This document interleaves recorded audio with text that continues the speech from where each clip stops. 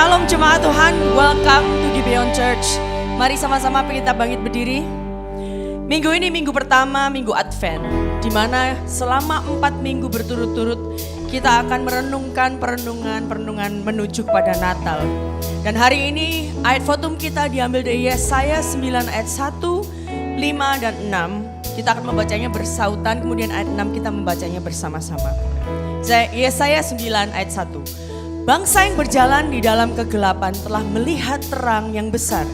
Mereka yang diam di negeri kekelaman, atasnya terang telah bersinar.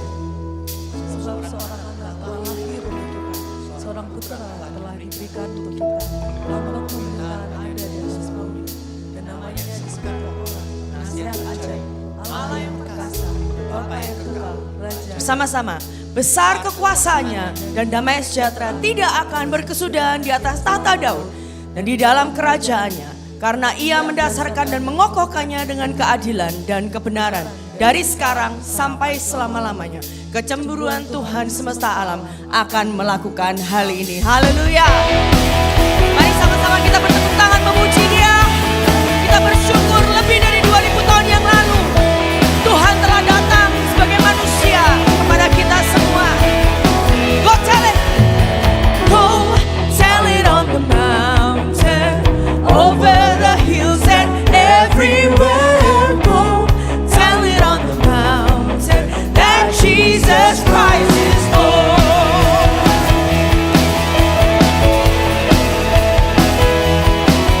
While shepherds gather watching, or silence walks by night, behold throughout the heavens there shone a holy light.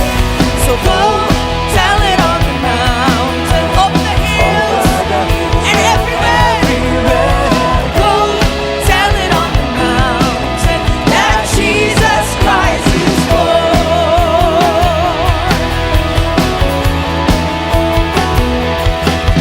The shepherds fear and tremble when low above the earth rang out the angels' chorus that hailed our Savior's birth.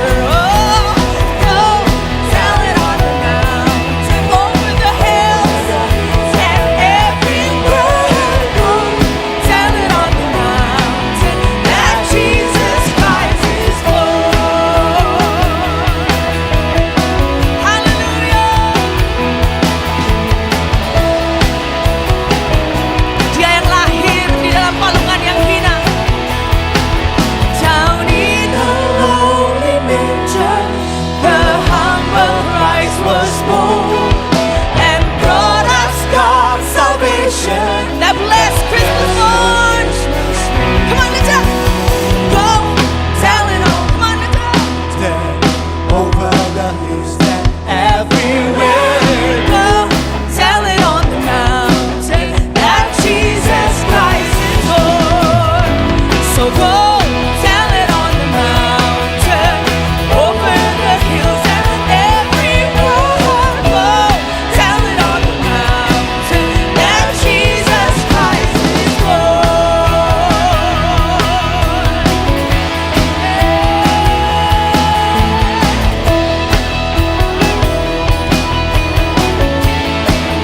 Dengan sorak-sorai yang paling meriah bagi Allah kita yang mengirim Tuhan Yesus. Yeah. Woo. mari jemaat bersama-sama kita mau memuja Sang Anak Domba Allah, Raja Surga, Kristus namanya. Let us all hail the King of Heaven. Here we go. Semua puji Raja Surga, Kristus namanya. malaikat Bergemuruh takjub akan Dia. Dan sekarang haleluya, di bumi bersuka, hidup bakal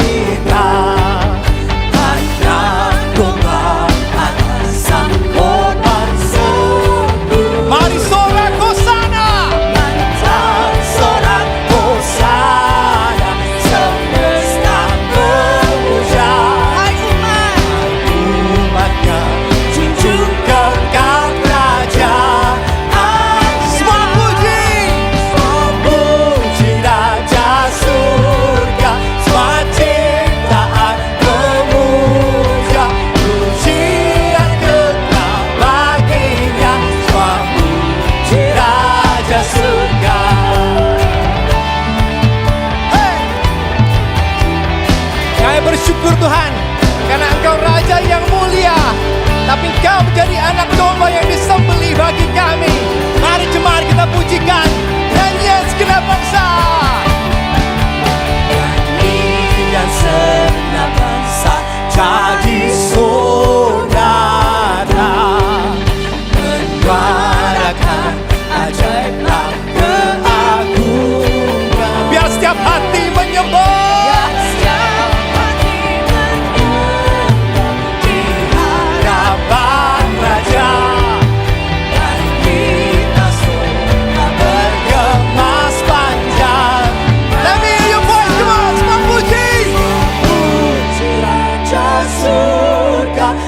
Ciptaan memuja, pujian kekal baginya.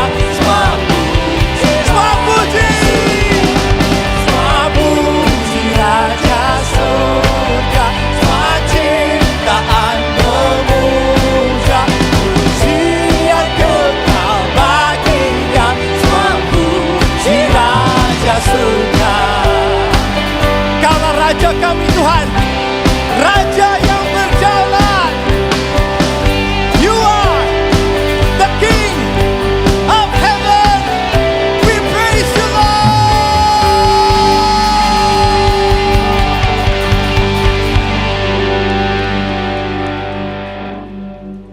Welcome to Gibeon Church.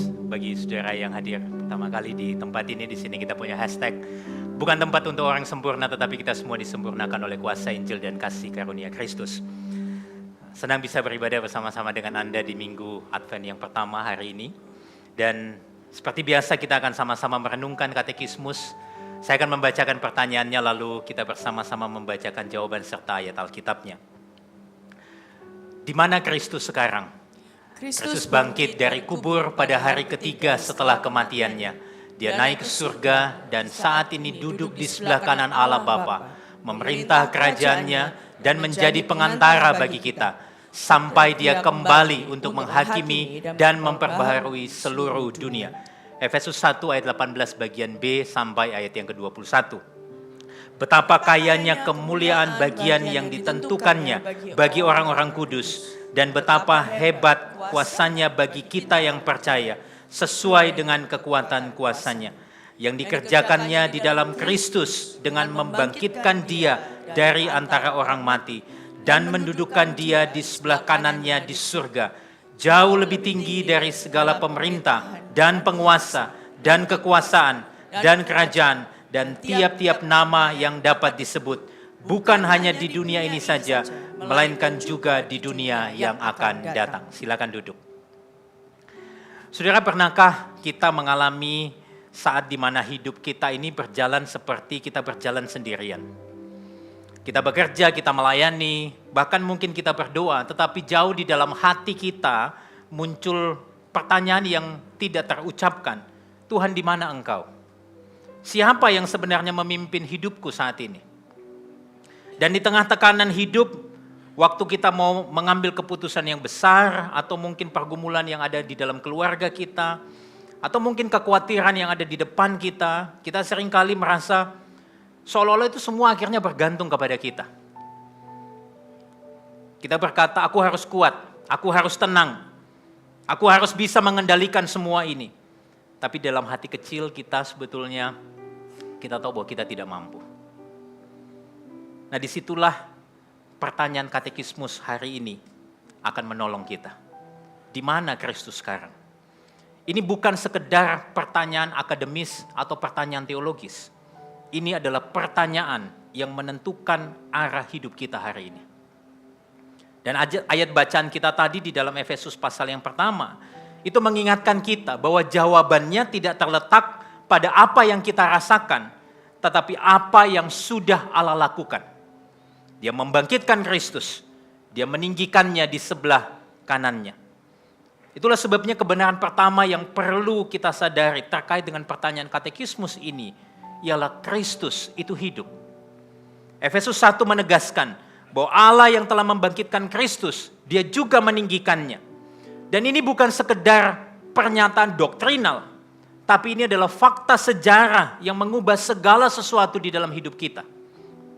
Lebih dari itu, Rasul Paulus di dalam Efesus pasal 1 ini juga mengingatkan bahwa kuasa yang membangkitkan Kristus itu adalah kuasa yang sama yang bekerja di dalam diri kita setiap orang percaya hari ini.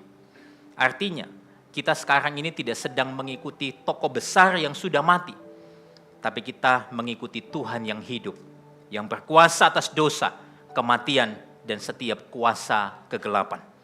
Karena itu saudara, hari ini apapun tekanan yang kita alami di dalam hidup ini, apapun kekhawatiran yang sedang kita hadapi, kita tahu bahwa kuasa Kristus yang hidup itu sanggup menopang dan membawa kita melalui itu semua. Dan yang kedua, bahwa Kristus naik ke surga dan memerintah. Saudara, jawaban katekismus ini sebetulnya mengingatkan kita bahwa ketika Kristus naik ke surga, dia duduk di sebelah kanan Allah Bapa. Ini bukan sebuah posisi yang pasif, tapi ini sebuah tanda otoritas yang tertinggi. Artinya, Kristus yang hidup juga memerintah. Ia tidak jauh dari pergumulan kita. Dan pemerintahannya itu mencakup seluruh hidup kita. Atas sakit yang mungkin sedang kita jalani. Atas kekhawatiran yang mungkin selama ini kita pendam. Atas pergumulan kita dengan dosa yang mungkin kita masih bergulat di dalamnya. Atas masa depan yang mungkin belum kita mengerti. Jadi waktu kita melihat dunia ini terasa kacau, hidup dipenuhi dengan ketidakpastian. Hari ini, karena kita tahu Kristus hidup dan dia memerintah, kita bisa tenang. Dan yang ketiga, kalau kita membaca jawaban katekismus hari ini, di sana dikatakan Kristus menjadi pengantara bagi kita sampai dia kembali. Artinya apa? Kristus tidak hanya memerintah dari tahtanya, tapi ia menjadi pengantara kita. Dia mengingat kita, dia menyebut nama kita di hadapan Bapa. Dia membawa hidup dan pergumulan kita sambil berkata, aku telah menebus dia dan dia milikku. Saudara, seringkali kita mudah percaya bahwa Yesus itu hanya menyelamatkan kita di masa lampau. Tapi sulit percaya bahwa dia menopang kita di hari ini. Tapi hari ini kebenaran Injil menegaskan, Yesus bukan hanya penebus di masa lampau. Dia raja kita di depan, yang berjalan di depan kita. Dan pada saat yang sama, dia pengantara yang setia mendampingi hidup kita hari ini. Karena itu saudara, Kristus hidup, dia memerintah, dia menjadi pengantara kita. Hari ini kita tidak dipanggil untuk berjalan sendirian, tapi justru Injil mengundang kita untuk datang kembali kepada Kristus. Mungkin saudara tahu semua kebenaran ini, tapi hati kita seringkali masih mencoba menjadi raja atas hidup kita sendiri. Kita seringkali masih berpikir aku bisa mengatur, mengendalikan semuanya. Kita memikul segalanya dengan kekuatan kita sendiri. Hari ini kita dipanggil untuk berhenti dan kembali. Kita diundang untuk kembali mempercayakan hidup kita kepada Kristus. Untuk menyerahkan beban yang selama ini kita tanggung, yang kita pikul sendirian. Dan kita diingatkan bahwa Kristus sudah memberikan kita rest. Dan dia memikul beban yang terberat yang ada di atas kayu salib untuk kita. Dan kita dipanggil untuk kembali percaya bahwa Kristus cukup untuk masa lalu kita, masa kini kita, dan masa depan kita. Mari sama-sama saya mengajak kita boleh berdiri. Kita mau datang kepada Tuhan di dalam doa pertobatan kita. Kita mau menyadari bahwa seringkali kita hidup masih mengandalkan kekuatan kita. Dan kita mau berkata hari ini, terima kasih Tuhan untuk kekuatan yang sudah Engkau sediakan. Terima kasih untuk setiap hal yang sudah Engkau kerjakan. Engkau menjadi pengantara yang sempurna bagi kita di hadapan Bapa. Mari kita datang kepada Tuhan di dalam doa kita.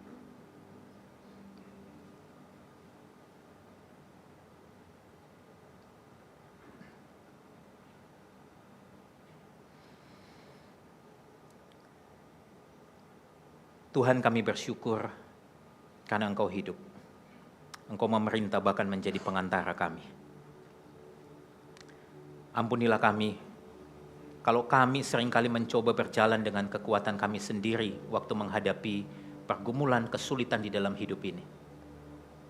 Hari ini Tuhan, kami diingatkan untuk kembali bersandar kepadamu, menyerahkan beban kami, menyerahkan kecemasan kami, dan percaya bahwa kasih serta kuasa-Mu cukup bagi hidup kami.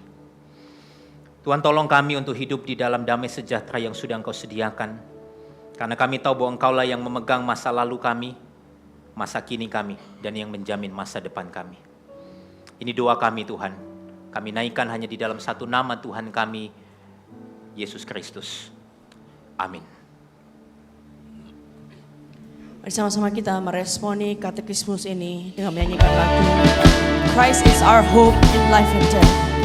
Bahwa Kristuslah sandaran pengharapan kita baik sekarang sampai selama-lamanya. Terima kasih Tuhan.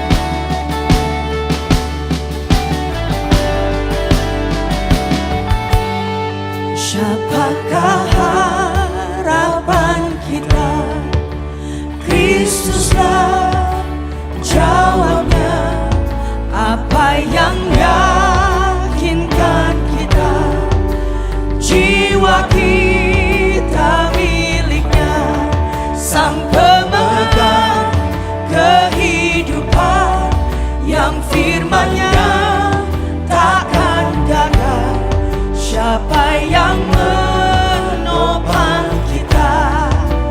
Kasih Kristus yang setia. Angkat suaramu, nyanyi haleluya, harapan yang kekal. Nyanyi haleluya, selamanya berseru. Kristus harapan kita.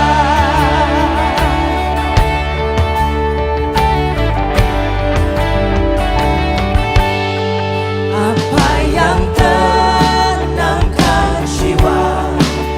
Tuhan baik, Tuhan baik. Di manakah anugerahnya?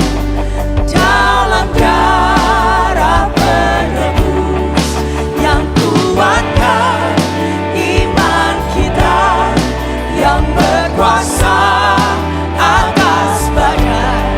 Cepat tuntun kita pulang, Kristuslah batu karang. Nyanyi haleluya, harapan kita kekal di dalam Dia yang kekal. Nyanyi haleluya, selamanya berseru. Kristus harapan kita.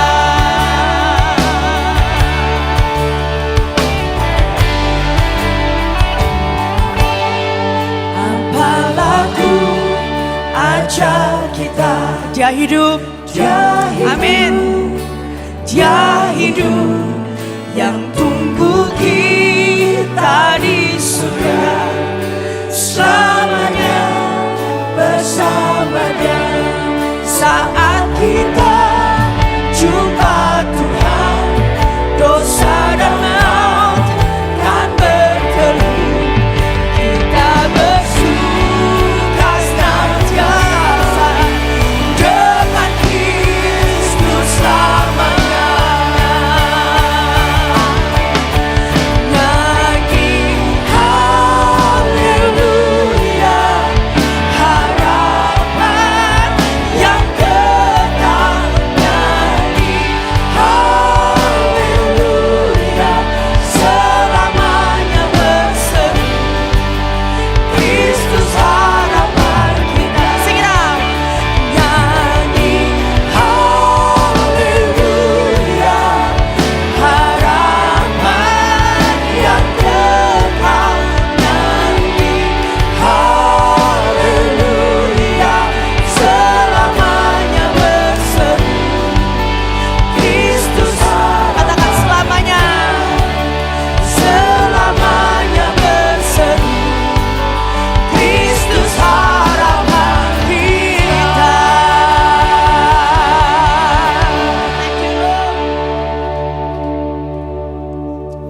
Tuhan, kami bersyukur bahwa Engkau adalah pengharapan kami yang pasti, Tuhan. Dalam kehidupan, dalam kematian, Engkau selalu ada bersama dengan kami.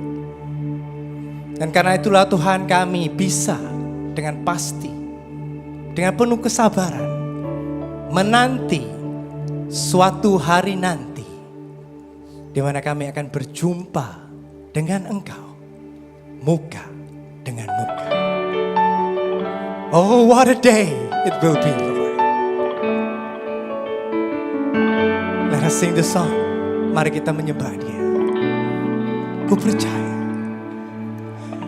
percaya Kristus yang telah bangkit, kuasanya telah menang, kekal kerajaannya.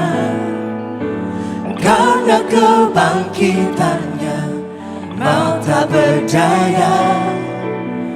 Pada harinya kelak Dia akan bangkitkanku. Nantinya kami pandang terang kemuliaan-Mu.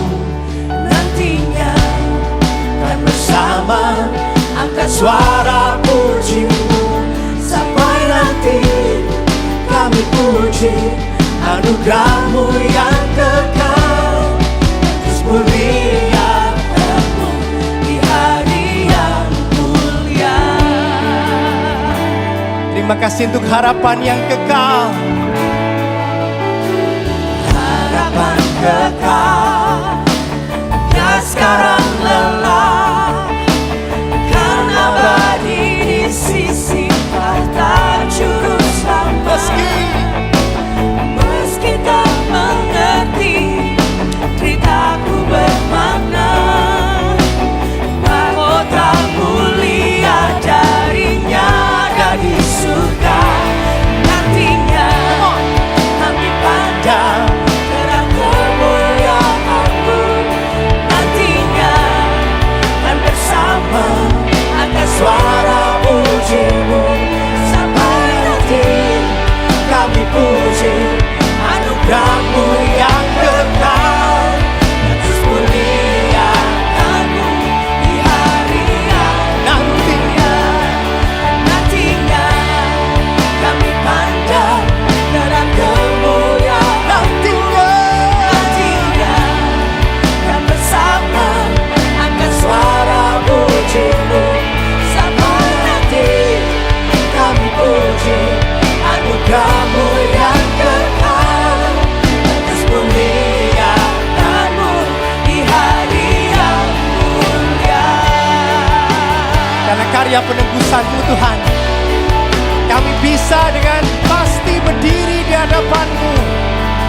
Dan mari kami katakan sekarang haleluya. Haleluya, betapa indahnya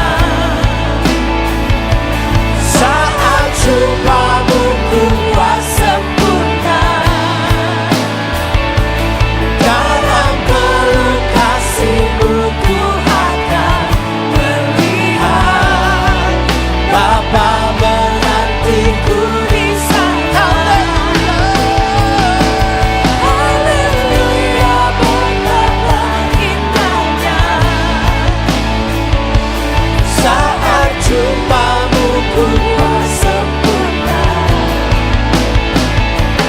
Dalam peluk kasih-Mu ku akan melihat Bapa menantiku di sana. Bapa menantiku. Bapa menantiku di sana. Let's worship Him, come on. Nantinya kami pandang terang kemuliaan-Mu. Nantinya kan bersama angkat suara puji-Mu. Sampai nanti kami puji anugerah-Mu yang kekal. Dan terus muliakan-Mu di hari yang mulia. Nantinya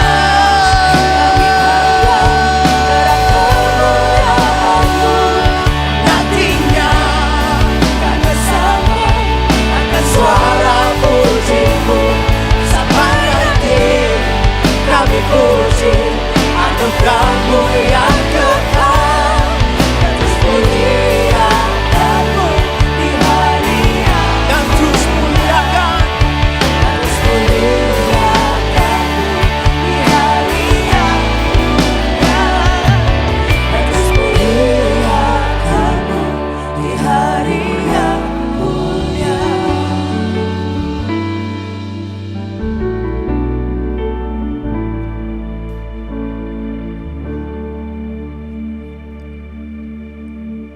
Dan kami bersyukur.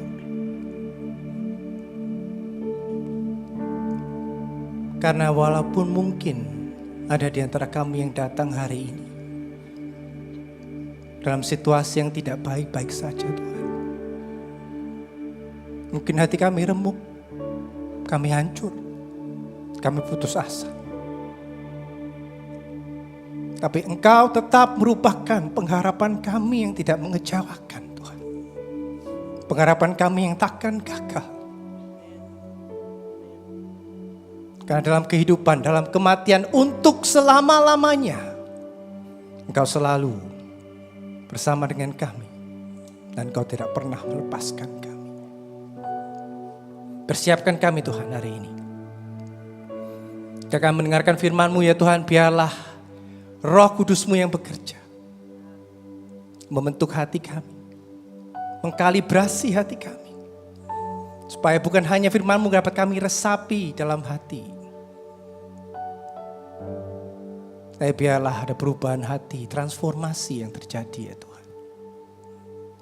Dan biarlah kami boleh dengan yakin menghadapi hari ini dan hari yang akan datang dengan kasih karunia-Mu. Karena kami tahu Tuhan, suatu hari nanti, on that day, we will see you face to face. Tidak ada lagi penderitaan, tidak ada lagi isak tangis. Kami akan puas sempurna. Kami akan melihat kemuliaan-Mu. Dan kami akan dimuliakan dalam hadirat-Mu Tuhan. Terima kasih ya Tuhan. Siapkan hati kami. Dalam nama Tuhan Yesus Kristus, Sang pengharapan kami yang hidup dan setia, kami berdoa dan mengucap syukur. Amin. Jemaat dipersilakan duduk kembali.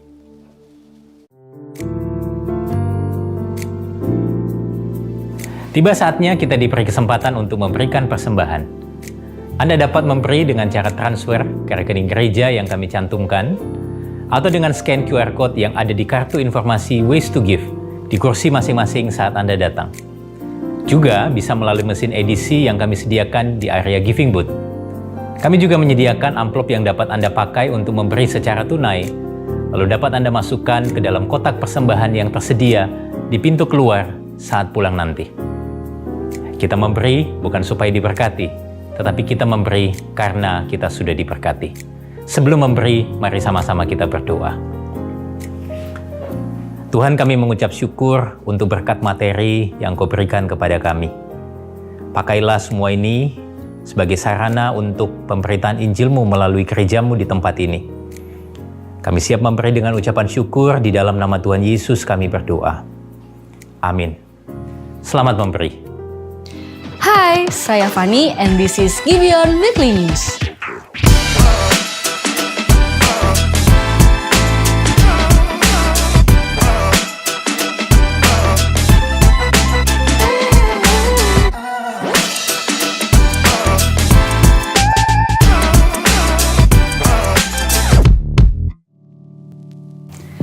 Selamat datang bagi Anda yang baru hadir beribadah bersama kami hari ini.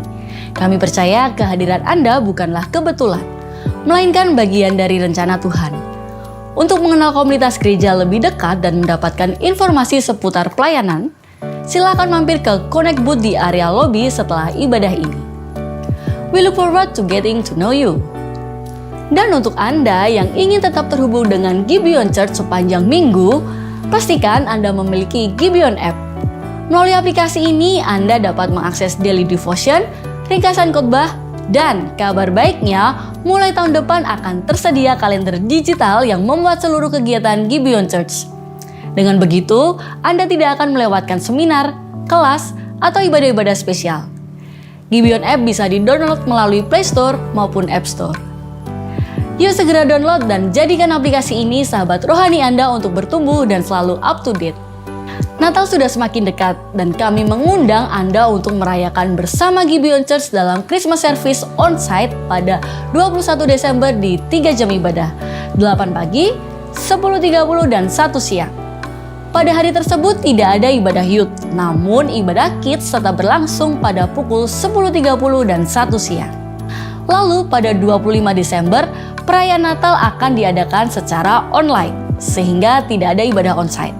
Anda dapat mengikutinya melalui YouTube Gibeon Church Surabaya mulai pukul 8 pagi.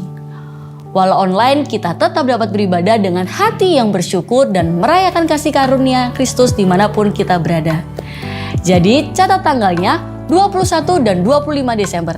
Mari rayakan Natal bersama baik onsite maupun online dengan penuh sukacita dan penyembahan kepada Dia yang membawa terang bagi dunia. Persahabatan itu indah, tapi kadang bikin capek juga. Ada luka, ego, jarak, salah paham. Tapi Injil menunjukkan relasi bisa dipulihkan.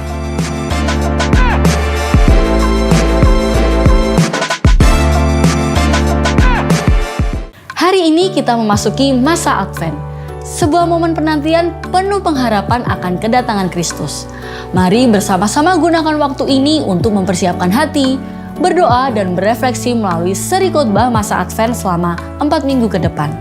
Video berikut sekaligus menutup perjumpaan kita hari ini. Tuhan Yesus memberkati.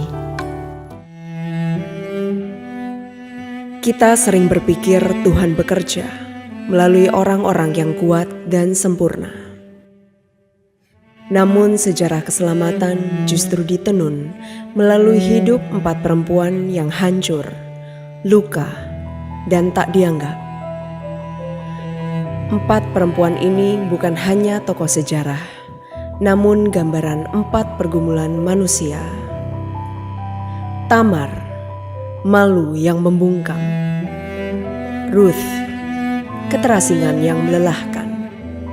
Batsheba, kegagalan moral yang menghancurkan. Maria, ketidakmungkinan yang menakutkan. Mereka dipilih bukan karena sempurna, namun tercatat dalam silsilah untuk membuka jalan bagi Sang Raja. Inilah silsilah anugerah dalam kelahiran Kristus. Berikan tepuk tangan saudara untuk promosi dari khotbah berseri kita yang baru. Amin saudara. Welcome to Gibeon Church. Bagi saudara yang pertama kali hadir bersama dengan kami mengucapkan selamat datang. Mari sama-sama kita berikan tepuk tangan buat tamu-tamu kita yang pertama kali hadir. Saya tahu banyak yang dari luar kota juga. Kalau sudah datang hari ini, welcome. Thank you for joining us. Teman-teman yang live streaming online, thank you for tuning in. Kita mempunyai hashtag bukan tempat untuk orang sempurna, tapi kita semua disempurnakan oleh kuasa Injil dan oleh kasih karunia Kristus. Nah, sebelum kita masuk ke dalam firman Tuhan, kita mau mengambil satu momen sebagai tubuh Kristus untuk mengingat saudara-saudara kita yang ada di Sumatera Barat, Sumatera Utara, dan Aceh yang saat ini sedang mengalami bencana banjir, saudara ya. Banyak dari mereka yang saat ini kehilangan keluarganya, ada yang hanyut, ada yang tempat tinggalnya habis, ya, hancur. Ada yang anak-anaknya tidur di pengungsian dan orang tuanya menolong teman-temannya yang lain. Jadi kita mendoakan mereka, tetapi juga sebagai gereja kita juga mau bekerja sama dengan Pelmas, pelayanan masyarakat di Sumatera Utara, di Sumatera Barat, dari Sinode GBI juga, perkumpulan dokter GBI Sumatera, dan Tagana, ya Taruna Tanggap Bencana di Raja Wali, namanya Tagana Raja Wali. Mereka membuka posko langsung di beberapa lokasi untuk menyediakan sembako untuk pengungsian, pakaian layak, serta layanan pengobatan gratis. Kalau saudara ingin mengambil bagian untuk mendukung, kita akan membuka pengumpulan dana dengan kode jumlahnya di paling akhir dikasih angka 5 ya saudara. Segala donasi kita akan langsung salurkan melalui posko-posko di lapangan untuk kebutuhan yang mendesak. Jadi kita hari ini nggak cuma hanya berdoa dengan kata-kata, tapi dengan hati dan tindakan kita sebagai tubuh Kristus dan juga finansial kita. Nah, sebelum kita masuk dalam firman Tuhan, kita sama-sama tundukkan kepala satu hati untuk berdoa bagi mereka yang ada dalam bencana alam saat ini. Kita hening beberapa saat, berdoa dalam hati, dan saya akan pimpin sesudah itu.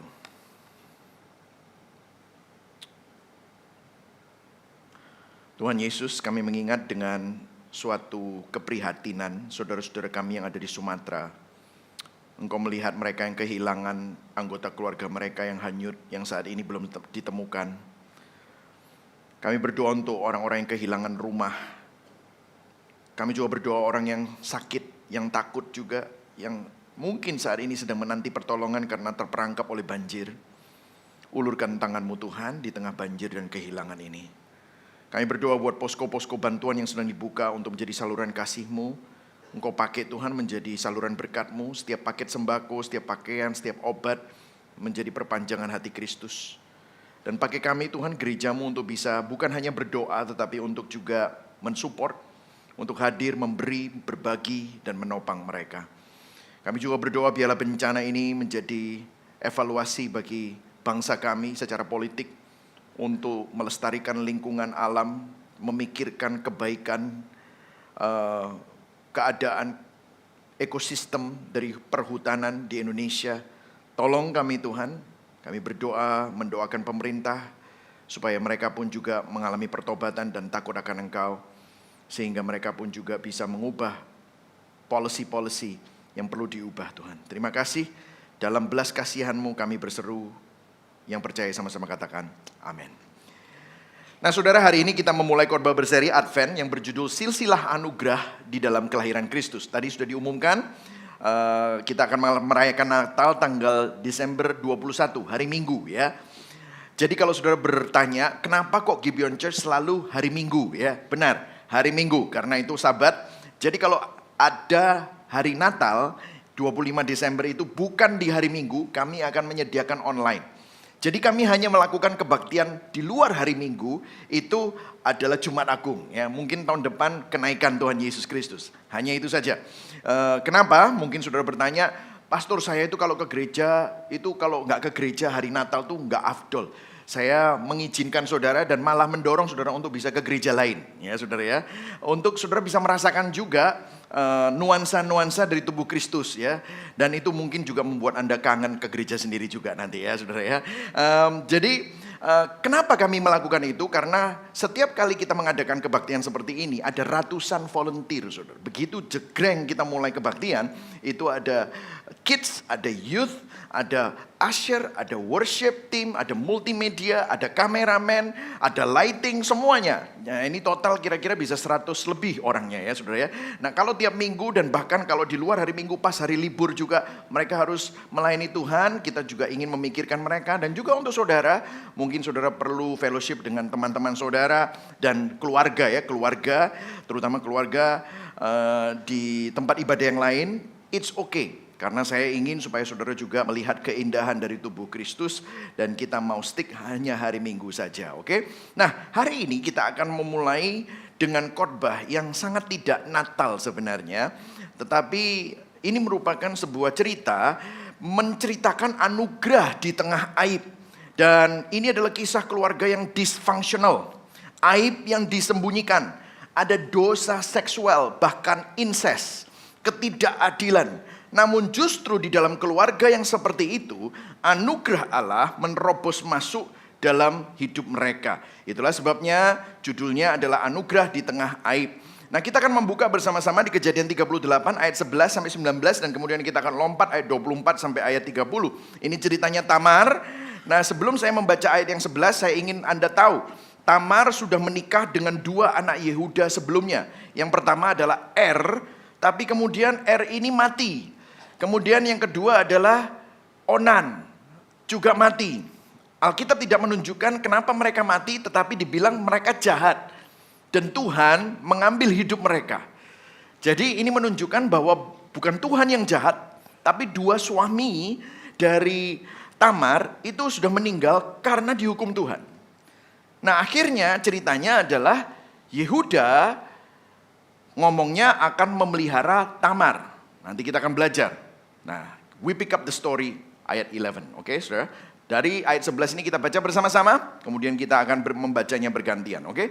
Kejadian 38 ayat 11, kita sama-sama baca. 3, 2, 1. Lalu berkatalah Yehuda kepada Tamar menantunya itu, tinggallah sebagai janda di rumah ayahmu sampai anakku Shelah itu besar. Sebab pikirnya jangan-jangan ia mati seperti kedua kakaknya itu. Maka pergilah Tamar dan tinggal di rumah ayahnya.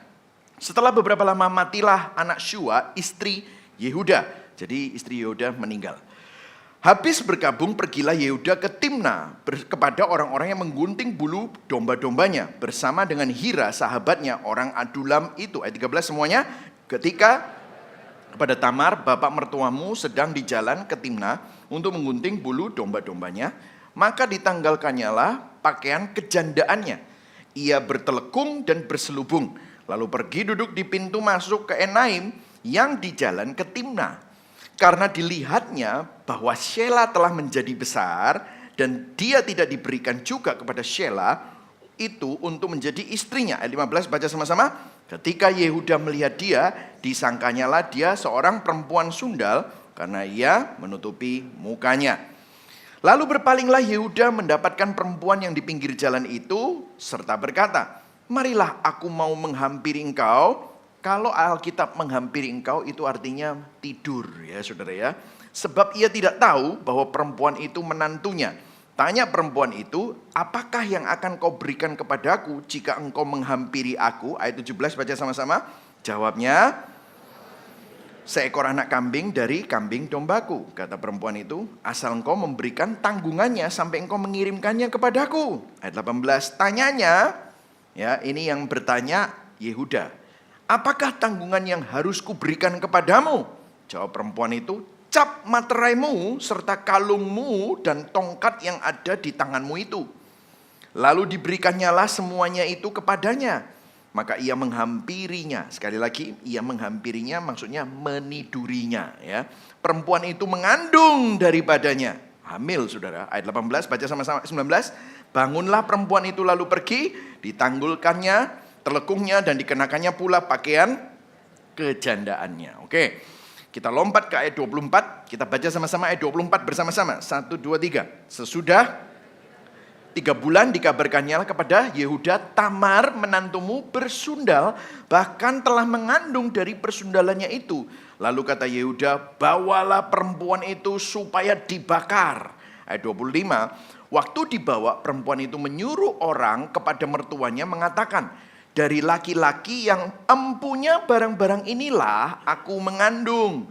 Jadi ditunjukkan itu tadi disimpan rupanya. Juga dikatakannya periksalah siapa yang empunya cap, meterai serta kalung dan tongkat itu. Ayat 26 baca sama-sama.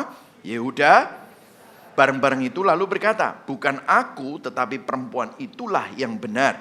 Karena memang aku tidak memberikan dia kepada Shela anakku. Dan ia tidak bersetubuh lagi dengan perempuan itu. Ayat 27, pada waktu perempuan itu hendak bersalin, nyatalah ada anak kembar dalam kandungannya. Baca sama-sama ayat 28. Dan ketika ia bersalin, seorang anak itu mengeluarkan tangannya, lalu dipegang oleh bidan, diikatkannya dengan benang kirmisi, serta berkata, inilah yang lebih dahulu keluar. Ketika anak itu menarik tangannya kembali, keluarlah saudaranya laki-laki. Dan bidan itu berkata, alangkah kuatnya engkau menembus keluar. Maka anak itu dinamai Peres. Ayat 30, setelah itu keluarlah saudaranya laki-laki yang tangannya telah berikat benang kermisi itu. Lalu kepadanya diberi nama Sera. Beginilah firman Tuhan. Saudara ya. Saya akan memulai dengan pernyataan ini. Jika silsilah hidup saudara akan dituliskan dalam sebuah kitab suci. Mungkin jangan kitab suci lah. Buku biografi.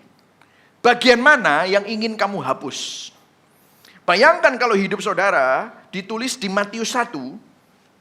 Silsilahmu, biografimu dipertontonkan ke seluruh orang, semua orang untuk dibaca. Peristiwa hidupmu ditulis, bagian mana yang ingin kamu hilangkan? Mungkin ada dosa, ada pelecehan, ada dosa seksual, ada hutang yang memalukan, kegagalan di masa lalu.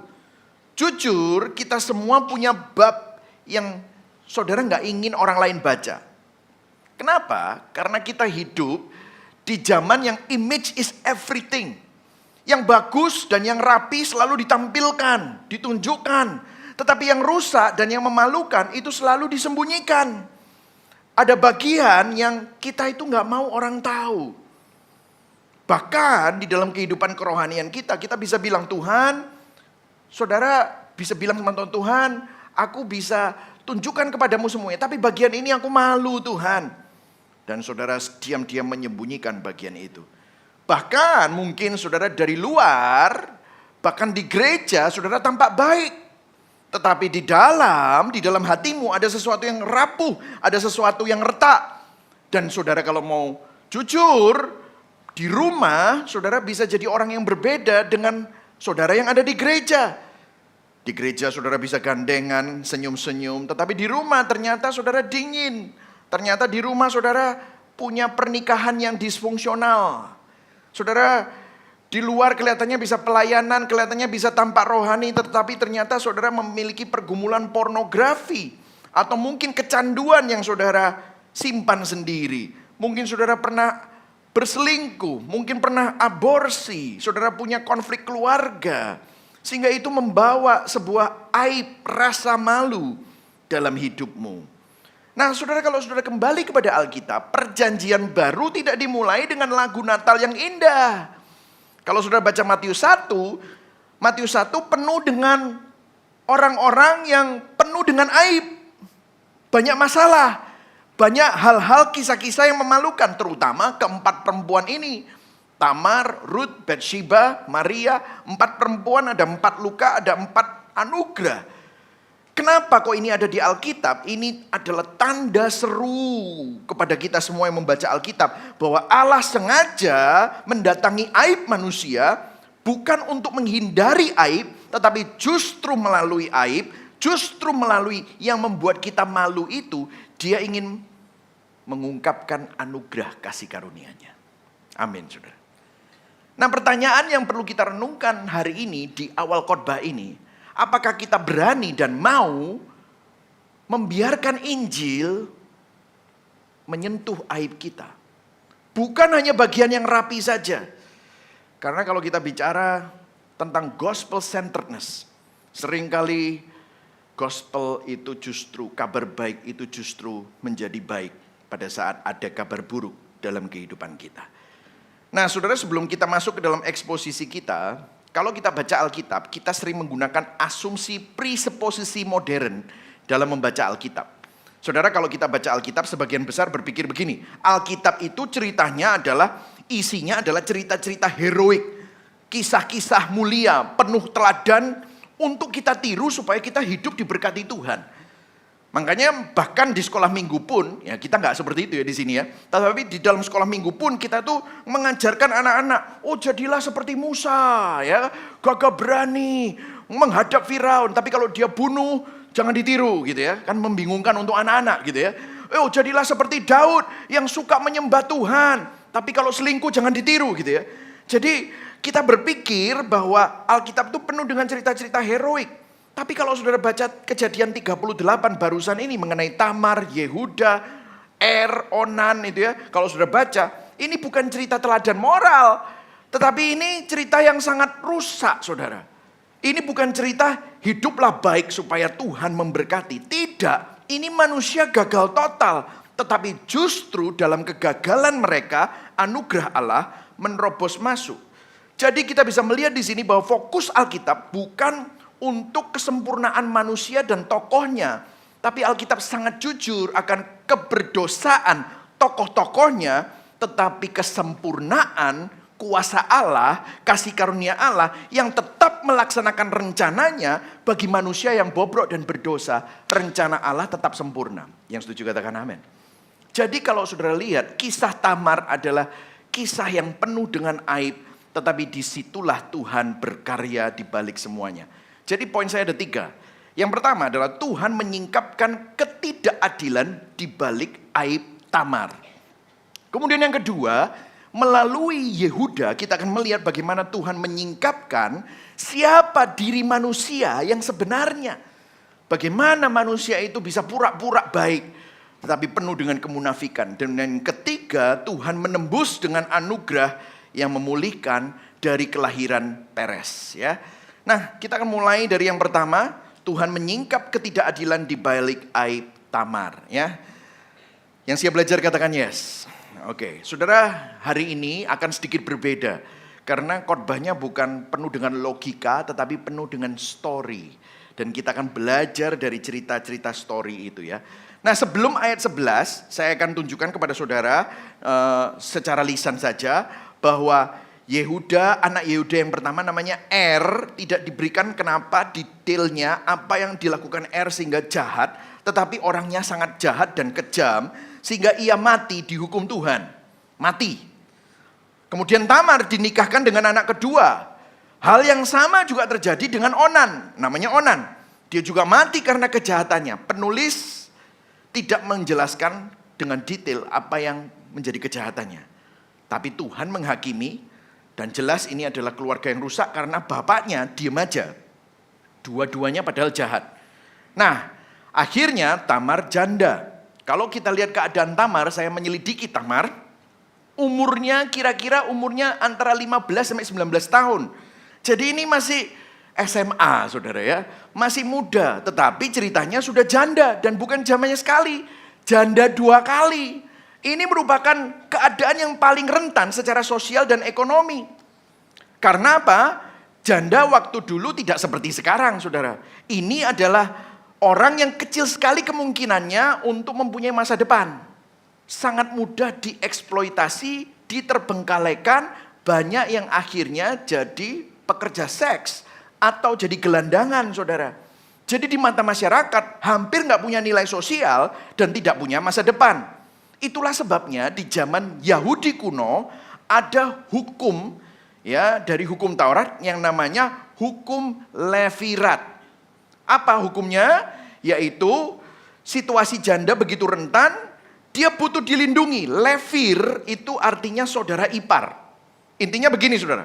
Ayah dari suami yang meninggal, ya jadi kalau ini ceritanya dan Onan, itu menjadi pelindung dan penyokong bagi sang janda, menantunya ini. Kalau masih ada anak laki-laki yang lain, dia wajib menyediakan anak-anaknya itu, salah satu anaknya itu menjadi suami untuk sang janda itu. Supaya si menantu itu punya keturunan dan perlindungan. Ini bukan option, ini bukan pilihan. Ini kewajiban moral, ada hukumnya bagi sang mertua. In this case, Yehuda. Jadi menurut hukum dan keadilan waktu itu, Tamar punya hak atas perlindungan Yehuda dan keluarganya. Nah apa yang Yehuda lakukan? Nah saya akan sedikit tunjukkan kepada saudara dengan bahasa saya sendiri melalui ayat yang tadi kita baca. Yehuda janji ngomong pakai mulut. Melalui perkataannya, tinggallah di rumah bapakmu, pulang ke besannya ya. Sampai Shelah besar. Shelah adalah anak yang ketiga, adiknya dan Onan yang sudah mati. Nanti kalau Shelah besar, nanti biarlah Shelah nikah sama kamu. Tapi ditulis di situ. Luar biasa ya Alkitab itu, tahu hatinya. Dalam hatinya, waduh, ini nanti kalau besar nikah sama anakku yang ketiga, jangan-jangan anakku Surabaya ini matek pisan gitu saudara. Seperti kedua kakaknya. Karena begini, menurut Yehuda mungkin ya ada banyak sekali kemungkinannya Tamar ini pembawa sial buat keluarga. Ya kan? Bacanya enggak cocok ini gitu. Primbonnya kurang pas ini gitu kan ya. Kalau anakku nanti yang ketiga itu nikah sama dia, nanti dia mati juga. Jadi dia menganggap Tamar ini kambing hitam bagi keluarga. Menyalahkan Tamar dan mengirim Tamar pulang tanpa niat sedikit pun ngomong tok untuk memanggil Tamar kembali. Nah ceritanya Shelah jadi besar, jadi dewasa. Tamar tahu, Tamar tidak pernah dipanggil. Tamar merasa terbengkalai. Wah disinilah dia mengejar keadilan. Tamar menyadari ada ketidakadilan. Janji Yehuda tidak ditepati. Padahal Shelah udah dewasa. Itu kira-kira sudah mungkin 1 dekade kemudian. Tamar membuat rencana yang nekat. Karena ya Yehuda tidak pernah berniat menepati janjinya. Seru ya saudara ceritanya ya. Ini kayak baca novel gitu saudara ya. Nggak kalah dengan film-film drama Netflix gitu saudara ya. Nah ayat 14, Tamar membuat rencana yang nekat. Dia menanggalkan pakaian jandanya. Rupanya dulu ada pakaian janda Jadi dalam bahasa ini pakaian kejandaannya ditinggalkan. Dia mengenakan cadar dan menyamar, telekung dan berselubung. Kalau saya baca beberapa itu, telekung dan selubungnya itu adalah pakaian untuk jual diri, saudara. Dia duduk di pintu masuk di Enaim di jalan ke Timna. Jadi Tamar menyamar jadi pelacur, saudara. Nah, apa yang terjadi dengan Yehuda? Yehuda baru berkabung, ditinggal istrinya. Sesuatu yang rentan juga. Dasar Yehuda, nah disinilah dia sendirian. Dia lewat situ, dia lihat seorang wanita jual diri, dikira Tamar pelacur. Dan langsung berkata, aku mau menghampiri kamu. Aku mau kamu tidur dengan aku. Si Tamar tanya, emang kamu mau ngasih aku apa? Gitu. Yehuda janji, tak kasih anak kambing. Gimana aku tahu kalau kamu ngomong beneran? Tamar minta jaminan. Jaminannya dikasih. Materai, kalung, dan tongkat. Biasanya materai itu seperti stempel pribadi seorang pria kaya. Bisa dibilang seperti dompet dan tanda tangan legal zaman itu. Biasanya materai itu diikat di kalung dan diikat bersama dengan tongkat. Seorang ahli narasi Ibrani, Robert Alter, kalau saya pernah mengutip dia, dibilang begini, ini setara dengan meninggalkan dompet, KTP, dan kredit card di tangan pelacur. Nah itu saudara. Tidak tahu kenapa, saking nafsunya mungkin saudara. Ini ceritanya Yehuda. Dan Yehuda tidur dengan Tamar lalu pergi. Tamar pulang, dia ambil itu materai, dan dia kembali mengenakan pakaian jandanya. Anak kambingnya dikirim, tidak pernah diambil saudara. Yang dipegang terus, ini menunjukkan bahwa sebenarnya Tamar nggak mau uang. Lah terus kalau nggak mau uang, apa yang Tamar kejar? Tamar bukan hanya cari pertolongan, tetapi dia mengejar keadilan. Kenapa? Dia merasa dia ditindas, dia terbengkalaikan, dia tidak dihiraukan, dibiarkan, dan dia mengejar keadilan. Dan dia memanfaatkan kelemahan dan standar ganda Yehuda untuk melawan Yehuda sendiri. Yehuda bebas cari pelacur kapan saja dia mau, tetapi terhadap Tamar, dia menuntut standar kesucian total, bahkan menjadikan Tamar janda seumur hidup. Ini double standar yang sangat kejam.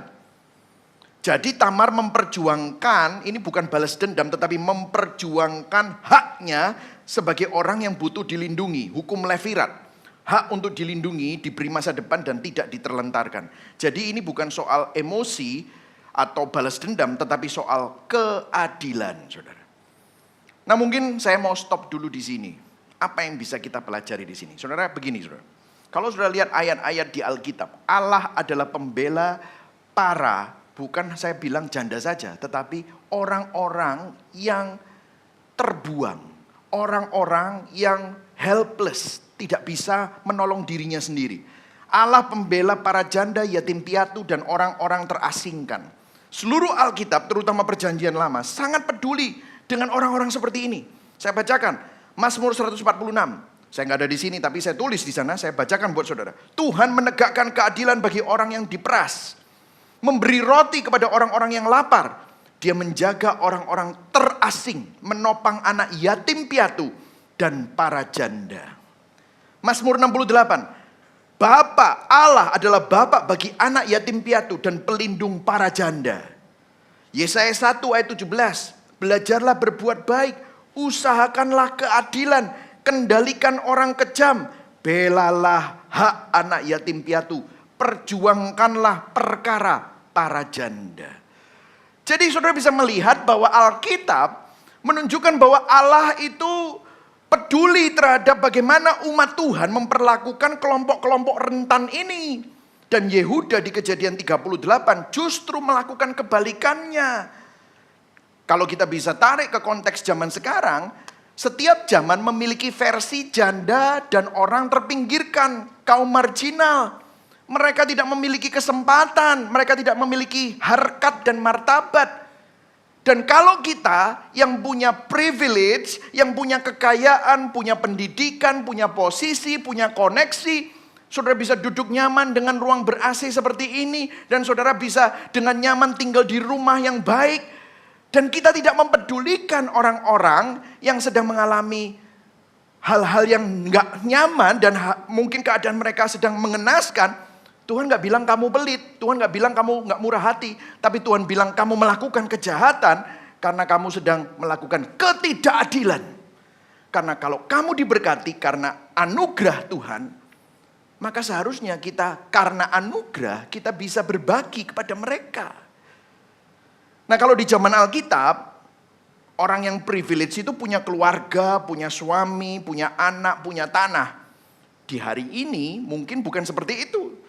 Saudara punya pekerjaan, punya pendidikan, saudara punya akses, bisa sekolah luar negeri, bisa sekolah universitas. Dan kalau kita yang namanya privilege ini hidup untuk diri kita sendiri, maka kita sedang melakukan ketidakadilan.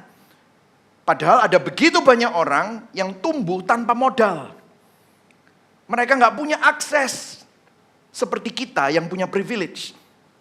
Mereka adalah orang-orang yang mirip dengan janda dan orang-orang terasingkan di perjanjian lama. Itulah sebabnya Alkitab selalu mengatakan perjuangkan. Perjuangkan keadilan. Pikirkan mereka. Makanya ada pelayanan diakonia. Makanya di Gibeon Church ada pelayanan diakonia, ada justice and mercy. Kenapa kok kita pergi ke tempat-tempat di mana orang marginal nggak mau ke sana?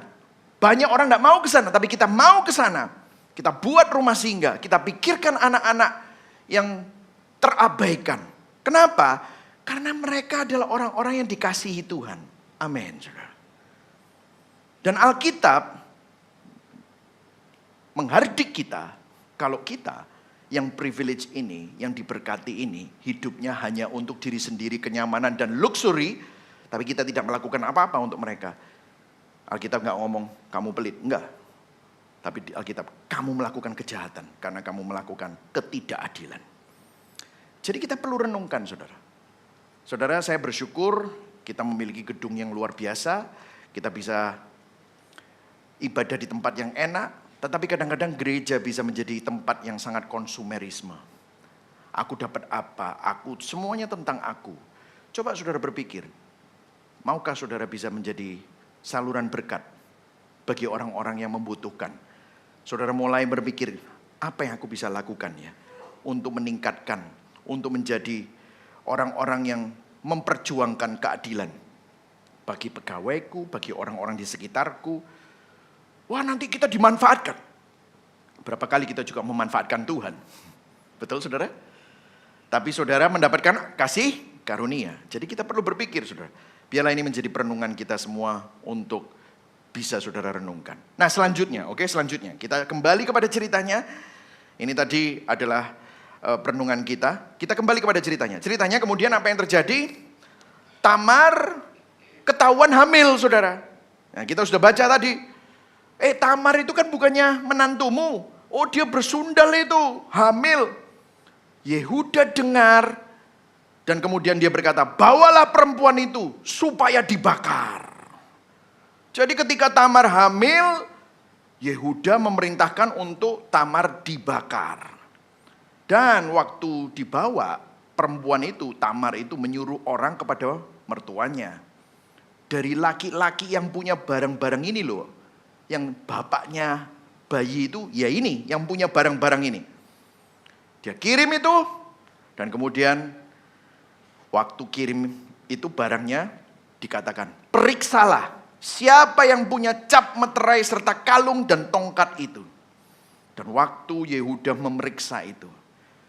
Yehuda melihat, mengenali dan berkata, perempuan itulah yang benar.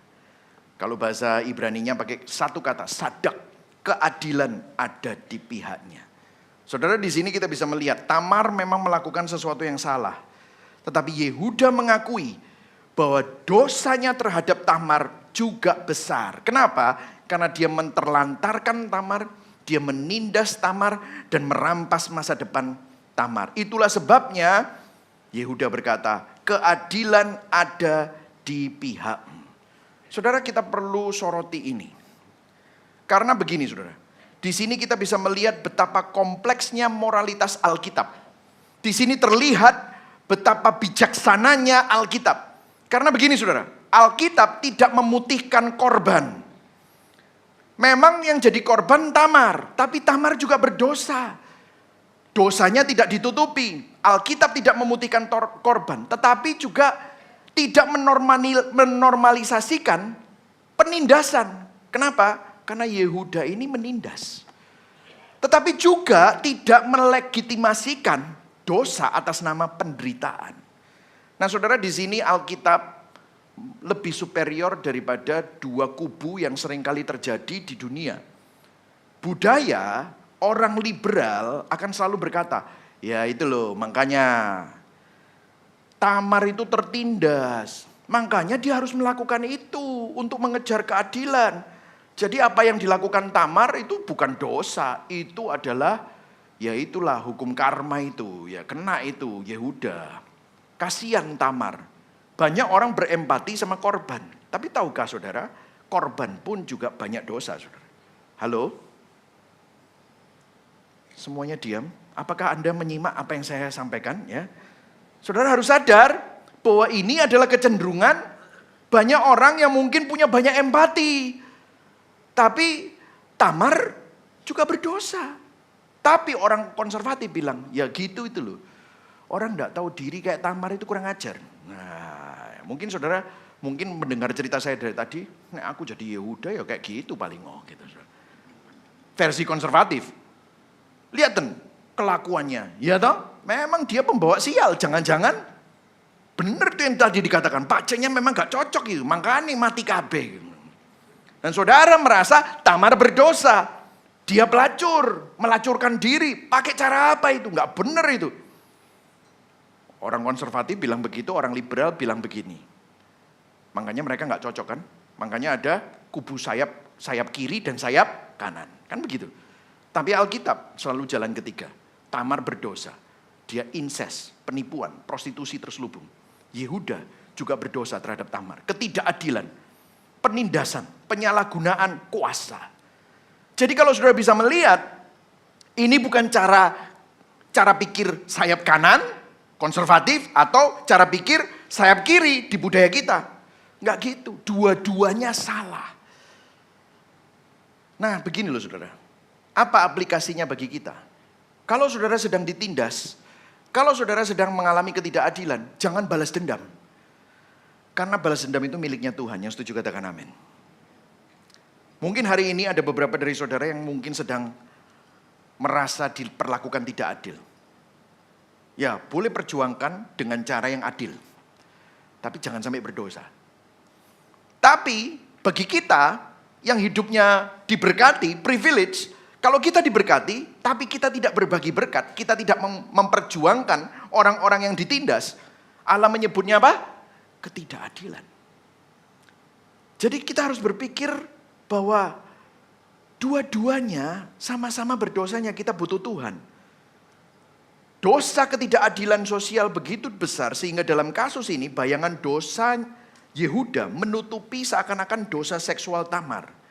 Ini bukan membenarkan dosa Tamar, tapi memperlihatkan betapa seriusnya dosa penindasan dan ketidakadilan.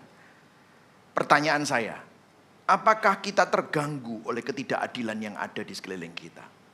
Saudara, menjadi sebuah keresahan saya melihat apa yang terjadi di Sumatera. Melihat apa yang terjadi dengan hutan dan ekosistem hutan tropis di Sumatera. Menjadi beban doa saya. Saya sangat sedih dan melihat itu membuat kita kok bisa ya kayak gini. Betapa korupnya sistem pemerintahan kita. Betapa korupnya orang-orang yang bersenang-senang atas keadaan orang-orang yang sedang mengalami bencana saat-saat ini. Kalau saudara melihat itu dan saudara tenang-tenang aja dan saudara nggak peduli, something is wrong. Karena gospel selalu membuat kita resah terhadap ketidakadilan. Sebenarnya itu adalah pekerjaan Roh Kudus. Karena satu hari waktu Yesus datang kedua kalinya, ketidakadilan akan dibereskan. semuanya pasti adil. Seperti lagu yang kita nyanyikan. On that day, semua air mata dihapus, tidak ada dosa, tidak ada lagi sakit penyakit, tidak ada lagi ketidakadilan. Bahkan keadilan ekologis, keadilan alam, keadilan manusia, semuanya akan dipulihkan secara sempurna. Hari ini kalau saudara memperjuangkan ketidakadilan, saudara sedang berpartisipasi dalam rencana Allah untuk kedatangannya yang kedua kali. Di langit baru dan bumi baru. Amin, saudara. Nah, kita masuk ke dalam poin yang kedua. Jadi kita belajar dari cerita Tamar, kemudian kita belajar dari cerita Yehuda. Ternyata melalui cerita ini, Tuhan ingin menyingkapkan kemunafikan yang ada di dalam diri kita. Jadi kalau saudara cenderung senang dengan poin yang pertama tadi, para anak muda mungkin ya, bilang, preach it Pastor Mike. Ya, itu tuh perlu denger itu, orang-orang yang suka mengeksploitasi alam. Wah, para konglomerat tambang. Wah, misalnya begitu ya saudara ya. Oh, saudara ngomong itu tuh harus dilawan itu ya. Mungkin saudara yang online, para anak muda senang sekali mendengar poin yang pertama. Karena saya bicara dan menjadi advokat untuk orang-orang yang dianggap penindas dan melakukan ketidakadilan. Tapi sekarang saya akan masuk ke dalam hatimu ya. Kita sekarang masuk ke dalam poin yang lebih menusuk. Kita ngomong tentang Yehuda.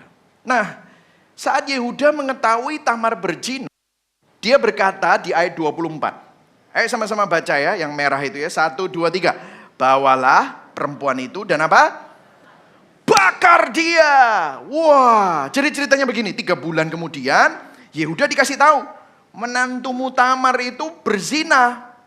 Dia kan gak sama siapa-siapa loh, kok hamil.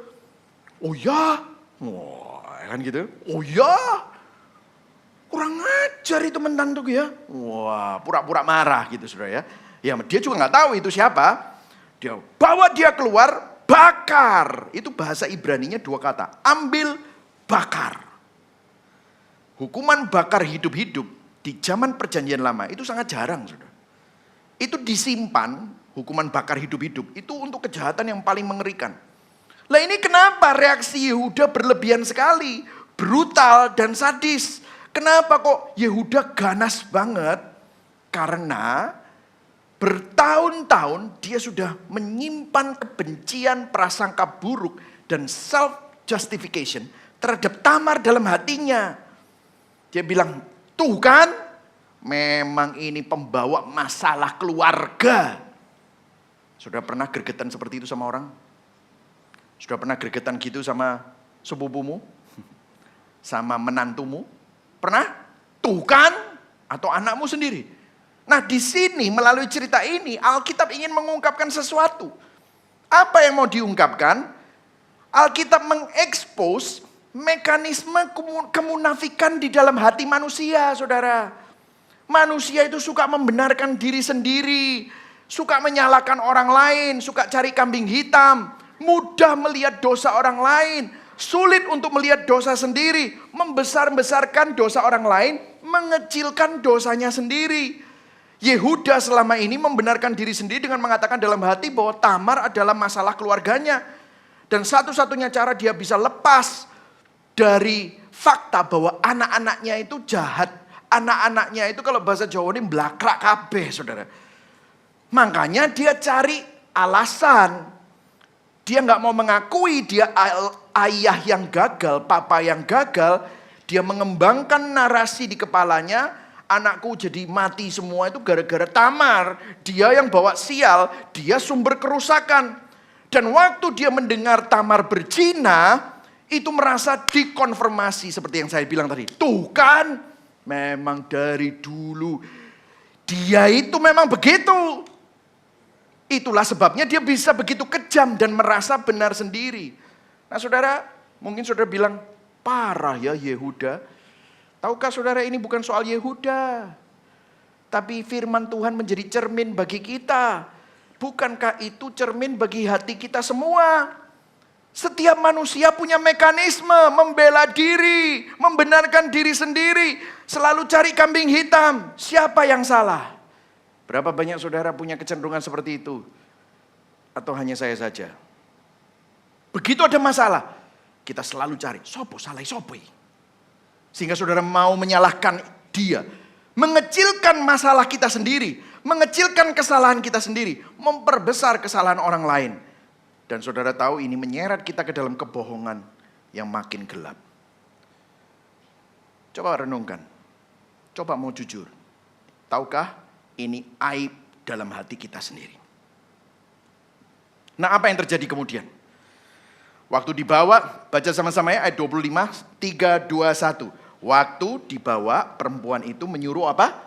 Orang kepada mertuanya mengatakan, dari laki-laki yang empunya barang-barang inilah aku mengandung. Juga dikatakannya, ayo baca sama-sama. Periksalah siapa yang empunya cap materai serta kalung dan tongkat ini. Nah, bahasa periksalah itu hahkerna. Hahkerna itu kenalilah, akuilah, ini punyanya siapa. Jadi Tamar ngasih barang-barang ini kepada Yehuda. Tuhan memakai pertanyaan Tamar untuk menegur Yehuda. Dan pada waktu Yehuda hahkerna memeriksa itu, seakan-akan Tuhan ngomong begini sama Yehuda. Yehuda, kamu kenal gak sama dosamu? Kamu kenal gak sama kemunafikanmu? Kamu kenal gak sama hawa nafsu yang waktu itu kamu gak sabar untuk meniduri dia? Kamu kenal gak dengan dosa ketidakadilanmu? Kamu kenal gak sama kebencianmu yang sampai ingin membakar dia hidup-hidup? Apakah engkau sadar apa yang engkau lakukan? Dan kenapa hatimu begitu busuk? Dan saudara tahu, Alkitab mencatat Yehuda mengaku. Dia hahkerna. Disinilah terjadi spiritual awakening. Di Kejadian 38 ayat 26, Yehuda memeriksa, pada waktu dia memeriksa bahasa Ibraninya adalah wayaker. Acknowledge, dia mengenali, oh no, ini aku, ternyata aku yang jadi bapaknya. Dia sadar ternyata Alkitab mencatat ada suatu kesadaran eksistensial. Aku ini orang berdosa. Selama ini aku menipu diriku. Selama ini aku munafik. Ternyata aku gak lebih baik dari Tamar. Malah aku lebih parah dari Tamar. Aku punya hati yang begitu bobrok. Dan di titik ini banyak para pakar Alkitab Perjanjian Lama setuju bahwa Yehuda mengalami pertobatan. Ada beberapa yang mengatakan bahwa Yehuda mengalami kebangunan rohani. Dia berkata, bukan aku, tapi perempuan itu yang benar. Padahal dia juga berdosa, Tamar juga berdosa. Tapi dia bilang, aku lebih berdosa dari dia. Sadar dia. Saudara, disinilah Yehuda mengalami kebangunan rohani. Tahukah saudara, kebangunan rohani terjadi ketika kita sadar bahwa kita tidak lebih baik, bahkan bisa lebih buruk dari orang yang selama ini kita hakimi. Yehuda dipojokkan Tuhan untuk melihat kebusukan hatinya, kebobrokan hatinya, keberdosaan hatinya. Saya mau bicara sama Anda semua yang mungkin punya kecenderungan jadi orang konservatif. Orang yang rapi, moral, taat aturan. Anda gak suka orang liberal. Anda bilang orang liberal itu liar, orang gak beragama. Mungkin Anda gak suka sama orang yang terlalu bebas. Mungkin Anda terganggu kalau ada yang khotbah pakai jeans. Mungkin Anda terganggu sama ibu gembala yang mimpin pujian terus ada tatonya di sini. Misalnya gitu, saudara. Saudara tahu kebangunan rohani itu Anda melihat ternyata aku sombong rohani ya. Ada perasaan benar sendiri ya. Dan itu membuat Anda sadar bahwa Anda munafik. Anda sama busuknya dengan orang-orang yang Anda anggap liberal, yang Anda anggap progresif, yang Anda anggap sesat. Saudara bilang, oh itu sesat, itu sesat. Tapi hatimu juga penuh dengan kebobrokan. Dan kalau Anda sadar itu, oh ya Tuhan, aku kok gitu jahat ya, mulutku kok begitu ya. Di situ adalah awal saudara mengalami kebangunan rohani. Jadi kebangunan rohani itu bukan saudara datang ke KKR, terus saudara respon. Kebangunan rohani itu ada sesuatu yang terjadi di dalam hatimu, ternyata kamu sadar kamu pendosa. Saya juga mau ngomong sama orang-orang yang liberal. Anda gak suka sama orang-orang yang baru saja saya deskripsikan. Kaku. Orang Farisi. Nah, ya kan? Itu orang-orang cenderung agamawi. Kebangunan rohani terjadi ketika Anda yang punya kecenderungan seperti itu, Anda menyadari bahwa ternyata Anda sama bobroknya, sama sempitnya, sama menghakiminya. Anda merasa superior, Anda merasa lebih baik dengan Anda, dengan kritikan-kritikanmu terhadap orang Farisi itu. Anda merasa bahwa Anda lebih hebat daripada orang-orang legalis dan orang-orang agamawi. Jadi sebenarnya ini bukan pemikiran kiri atau pemikiran kanan. Ini pemikiran Alkitab. Dan ini yang terjadi pada Yehuda. Dia dipaksa melihat bahwa ternyata diriku lebih bobrok daripada Tamar. Lebih bersalah daripada orang yang mau aku bakar. Dan saudara tahu Tuhan selalu melakukan ini melalui pengalaman yang sangat menyakitkan.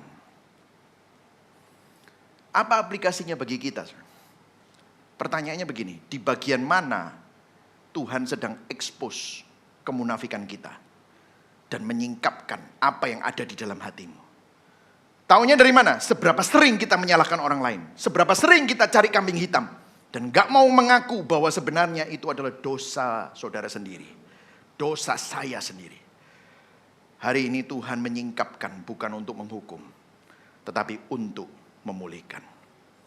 Saudara, ada satu bagian di hidup saya yang saya dulu tidak pernah mau orang sentuh. Saya bisa khotbah, saya bisa melayani, saya bisa bangun program-program. Tapi ada titik di dalam hidup saya di mana Tuhan berkata seperti Tamar berkata kepada Yehuda. Karena kamu kenal gak sih? Kamu melihat gak sih ada yang salah dengan hatimu yang self-righteous? Saya selalu berpikir bahwa saya lebih baik terhadap orang lain. Saya lebih baik dari orang lain. Diam-diam saya mulai merasa superior. Saya pikir saya lebih hebat. Saya pikir saya lebih jago.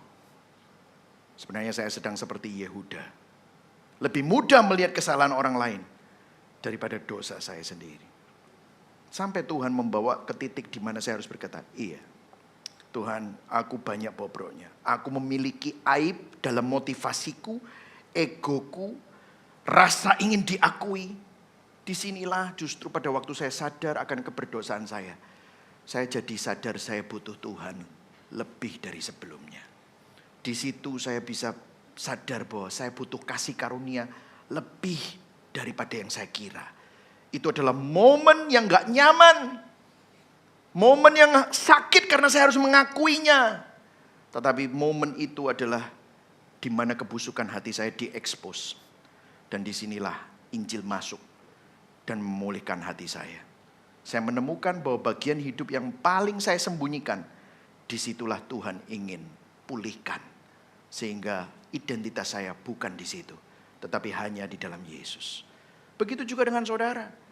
Kalau Tuhan mau masuk dan menyentuh bagian hidup saya yang saya sembunyikan, maka Tuhan juga mau masuk dan menyentuh bagian hidup saudara yang saudara anggap memalukan itu. Bawa kepada Dia. Nah, saya kalau kembali kepada Yehuda, kalau saudara lihat, Yehuda menjalani proses yang panjang. Kita baca Kejadian 38 di mana dosa Yehuda diekspos oleh Tamar dengan sebuah kata-kata kecil, karena periksalah. Oh, ternyata materainya, kalungnya, tongkatnya dipakai untuk bayar pelacur. Dan pelacur itu ternyata menantunya yang selama ini dia tindas, dia tinggalkan sampai harus dikejar keadilan jadi pelacur, sekarang hamil anaknya dia. Dia bertobat, saudara. Sebelumnya di Kejadian 37, kalau saudara masih ingat, Kejadian 37 adalah Yusuf, adiknya Yehuda, 12 saudara, anaknya Yakub. Yusuf paling dicintai, bahkan dikasih jubah mahal. Dan waktu Yusuf itu bawa makan siang, semua saudara-saudaranya benci, udah dibunuh aja. Tapi Ruben bilang jangan dibunuh, masukkan sumur. Yehuda bilang jual aja sama orang Midian jadi budak. Lalu terus kita ngomong sama bapak, apa? Otaknya Yehuda. Dia potong kambing, ambil darahnya, jubahnya dicelupin. Bawa pulang. Lu mana Yusuf? Nggak tahu, kita cuma nemu jubahnya ini loh. Terus saudara tahu? Dikasihkan sama Yakub. Yehuda ngomong, karena periksalah. Ini jubah siapa? Waktu Yakub cerita, aku hakerna ini. Ini adalah jubahnya Yusuf. Nangis Yakub. Mana Yusuf? Mati. Saudara, ini adalah kebohongan yang disimpan oleh Yehuda bertahun-tahun. Kejadian 38 bertahun-tahun kemudian ternyata hakerna itu dipakai oleh Tuhan untuk mengekspos dosanya. Ada Midrash Yahudi, Midrash Rabbah dari Bereshit Rabbah. Chapter 85 ayat 9 sampai 10 ini dari sastra orang Yahudi. Itu ada cerita tentang ini, Saudara. Dikatakan begini. Tentang Yehuda. Engkau menipu ayahmu dengan seekor anak kambing. Kenapa? Anak kambing disembelih untuk ditaruh darahnya di jubahnya Yusuf. Tamar akan menipu engkau dengan seekor anak kambing. Engkau berkata kepada ayahmu, hakerna, kenalilah. Menipu bahwa Yusuf mati. Demi hidupku, Yahweh, Tamar akan berkata kepadamu, hakerna. Hari itu, momen itu, Yehuda tahu dia sedang ditegur oleh Tuhan. Dan dia bertobat. Saudara, kalau hari ini, waktu saudara mendengar khotbah ini, saudara ditegur oleh Tuhan. Hatimu sedang diproses. Dosa dalam dirimu sedang dikonfrontasi oleh kebenaran. Saudara punya dua pilihan. Saudara mau abaikan atau saudara mau bertobat dan berperkara. Yehuda bertobat. Dan dia menjadi orang yang berbeda, saudara. Apa yang terjadi? Di Kejadian 44. Ini ceritanya Yehuda. Kalau saudara masih ingat, Yusuf akhirnya jadi Perdana Menteri. Di mana saudara? Di Mesir. Puji Tuhan, semuanya tahu ya. Di Mesir.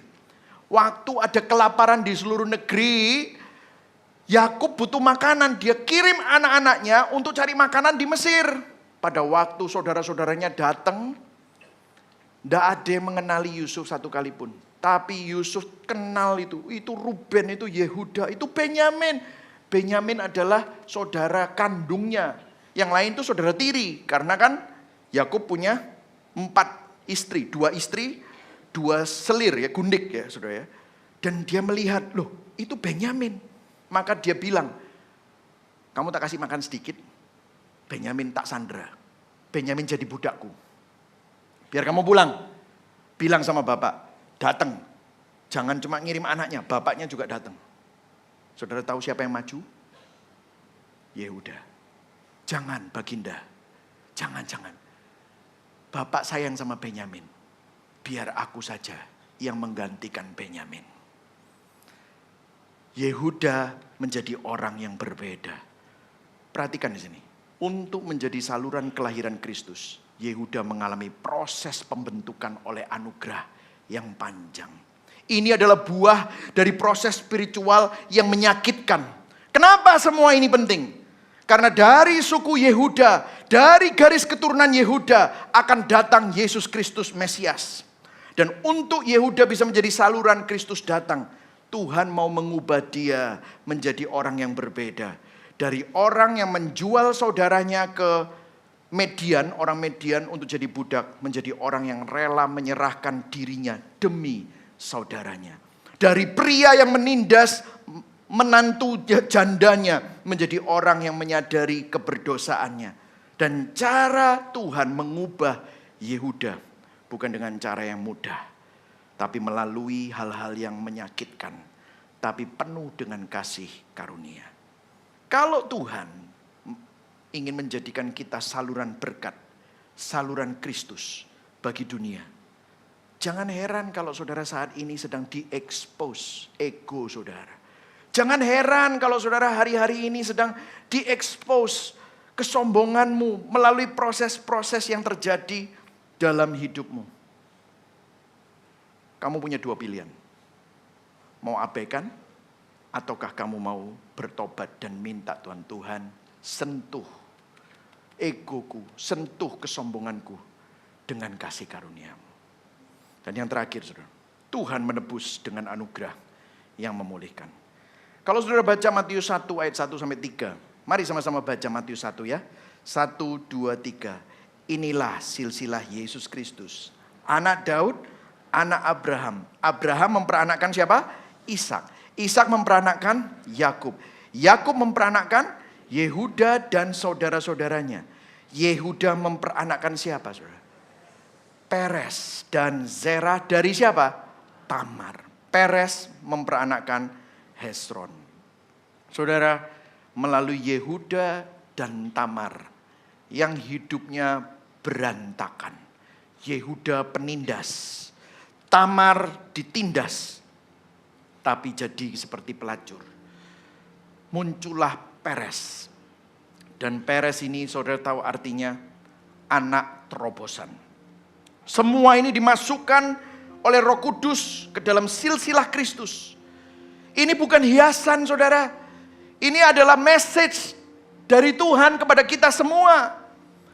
Bahwa Tuhan seakan-akan ingin berkata kepada kita, lihat orang seperti apa yang aku pakai. Keturunan seperti apa yang Tuhan pakai untuk membangun silsilah Sang Juru Selamat.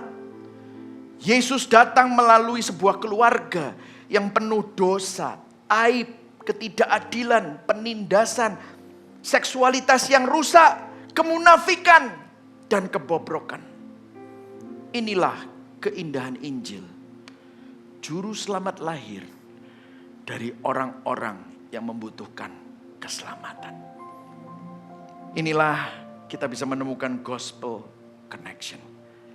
Kalau di Kejadian 38, Yehuda yang paling munafik itu menutupi dosanya, aibnya, malah menghukum Tamar karena dosa dan kejahatannya sendiri.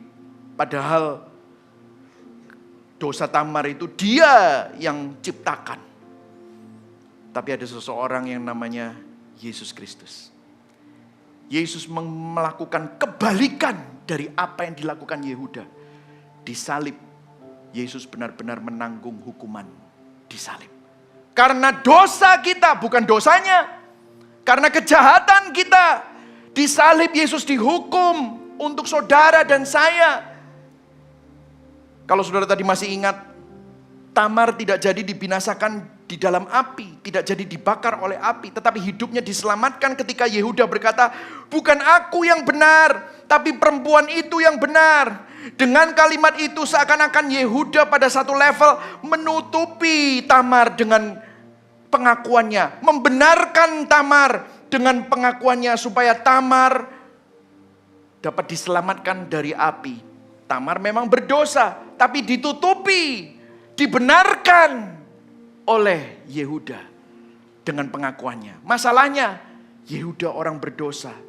Tetapi kita memiliki Yehuda yang sejati. Dia yang tidak mengenal dosa, diperlakukan seperti orang berdosa. He who knew no sin, menjadi dosa, became sin for us, untuk kita. Supaya kita yang berdosa dapat dibenarkan di dalam Allah melalui Yesus Kristus. Yesus Kristus adalah Yehuda yang sejati. Untuk kita yang penuh aib seperti Tamar. Untuk kita yang ditindas oleh dosa. Untuk kita yang dilecehkan oleh dosa kita sendiri. Yesus dilecehkan demi kita. Yesus dihina untuk kita. Yesus ditinggalkan, diperlakukan tidak adil, ditindas untuk kita.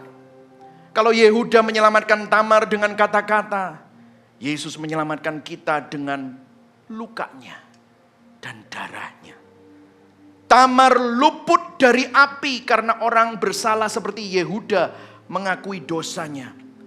Kita luput dari api neraka karena Yesus yang tidak bersalah menanggung dosa kita. Tamar dilepaskan karena Yehuda mengaku bersalah. Kita dilepaskan karena Yesus dibuat bersalah bagi kita. Yehuda menyelamatkan Tamar dari api. Yesus menyelamatkan kita dari api penghakiman neraka yang kekal. Saudara, disinilah Advent menunjukkan arah penyelamatan dari aib kepada pemulihan, kepada Mesias. Melalui garis yang rusak, Kristus datang untuk menyelamatkan manusia yang rusak. Yang setuju berikan tepuk tangan buat Tuhan. Inilah kabar baik Tuhan. Amin. Apa artinya bagi saudara dan saya? Artinya begini saudara. tidak ada bagian hidupmu yang terlalu rusak bagi Tuhan. Advent adalah undangan untuk membuka pintu gelap yang saudara selalu tutup rapat-rapat, untuk saudara bawa kepada Tuhan. Tuhan, ini yang buat aku malu. Ini yang aku sembunyikan. Ini yang aku gak mau orang tahu. Tapi aku serahkan kepadamu Tuhan. Supaya kasih karunia Tuhan dapat memulihkan itu. Injil bukan untuk orang yang hidupnya rapi. Injil bukan untuk orang yang hidupnya kelihatannya baik-baik saja. Tetapi Injil untuk orang yang hidupnya remuk, hancur, dan penuh dengan aib. Dan hari ini Tuhan mau katakan kepada saudara, peluklah anugerah yang aku berikan itu. Bahkan di tengah aibmu.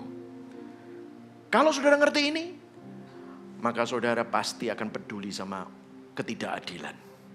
Kalau saudara ngerti ini, saudara pasti akan mengenali begitu saudara mulai munafik, saudara akan mudah bertobat. Kalau saudara ngerti ini, saudara akan jadi breakthrough, peres, breakthrough bagi dunia yang penuh dengan kegelapan. Saudara jadi terang, saudara akan menjadi kesaksian. Reflektifnya saudara, bagian hidup mana yang paling saudara sembunyikan dari Tuhan dan manusia? Beranikah saudara berkata hari ini kepada Tuhan, Tuhan masuklah ke wilayah itu juga. Dalam hal apa saya seperti Yehuda, munafik, cepat lihat dosa orang lain, tapi gak mau bertobat terhadap kesalahanmu sendiri. Adakah bagian hidupmu di mana Tuhan sedang berkata, karena mau gak kamu kenali dosa kebobrokanmu? Di area mana saya membutuhkan breakthrough? Bukan breakthrough terobosan keuangan. Tapi apakah saya siap seperti Yehuda dibentuk Tuhan dan mengalami Tuhan dalam hidup kita semua. Amin. Mari sama-sama kita bangkit berdiri. Saudara diberkati dengan cerita ini, amin. Ya. Sambil kita menyiapkan hati, kita akan menyanyikan lagu His Mercy is More. Kasihnya lampaui dosa. Saya akan membacakan, orang berinjil berani membawa aibnya ke terang Kristus, karena justru di terang Kristus itulah anugerah Tuhan bekerja. Yang setuju katakan amin. Orang berinjil tidak takut mengaku dosa, karena tahu kalau saudara bertobat, itu bukan kehancuran, tetapi justru menjadi awal pemulihan. Orang berinjil memandang kepada Kristus dan berkata, aib masa laluku bukanlah akhir dari ceritaku, namun justru awal dari cerita kasih karunia Tuhan. Yang percaya berikan tepuk tangan buat Tuhan. Amin saudara. Kasih yang melupakan pelanggaran, walau Maha tahu tak diingatnya. Allah hapuskan segala kesalahan. Berlimpah kasihnya lampaui dosa. puji Tuhan. Katakan sama-sama. Puji Tuhan, Kasihnya, sebab kasihnya sempurna. baru, Kasihnya baru tiap pagi, berlimpah kasihnya lampaui dosa. jadikan lagu ini doa kita, respon kita bersama-sama, mendeklarasikan kepada hati kita yang sering munafik. Katakan, Allah sabar. Allah sabar saat kita tersesat, lembut sang Bapa panggil pulang kita, disambutlah yang lelah dan yang jahat. Berlimpah kasihnya lampaui dosa. Puji Tuhan, sebab kasihnya sempurna. Kasihnya baru tiap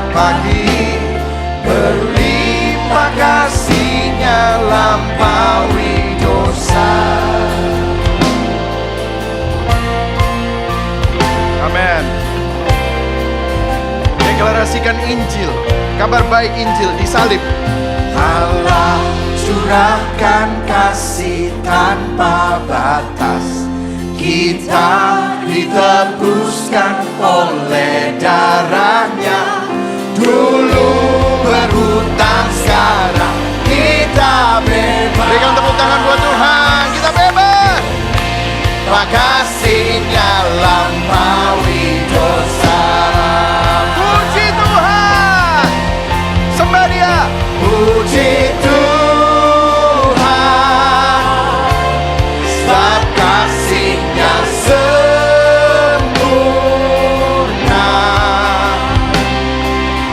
Kasih-Nya baru tiap pagi, berlimpah kasih-Nya lampaui dosa. Puji Tuhan, sebab kasih-Nya sempurna.